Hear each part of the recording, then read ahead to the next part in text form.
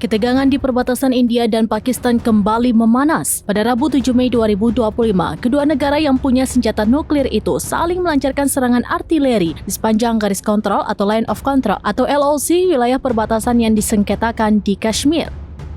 Militer India menyebut serangan yang mereka lancarkan sebagai operasi presisi terhadap 9 lokasi kelompok bersenjata di wilayah Kashmir yang dikuasai Pakistan. Langkah ini dilakukan hanya beberapa hari setelah New Delhi menuding Islamabad sebagai dalang serangan mematikan terhadap wisatawan di Pahalgam, Kashmir, India. Menteri Pertahanan Pakistan, Khawaja Muhammad Asif, membenarkan adanya serangan balasan dari negaranya. Ia juga menuding Perdana Menteri India, Narendra Modi, memanfaatkan ketegangan untuk meraih keuntungan politik di dalam negeri.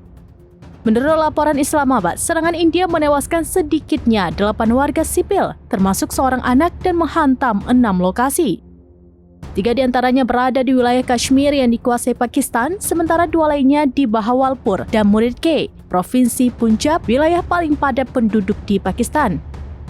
Wartawan AFP yang berada di Kashmir dan Punjab, Pakistan melaporkan mendengar beberapa ledakan keras dari lokasi yang diserang. Tidak lama setelah serangan rudal India, militer Pakistan melancarkan tembakan artileri ke wilayah India.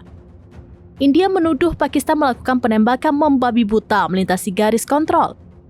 Tentara India melaporkan 3 warga sipil meninggal dunia akibat serangan balasan Pakistan.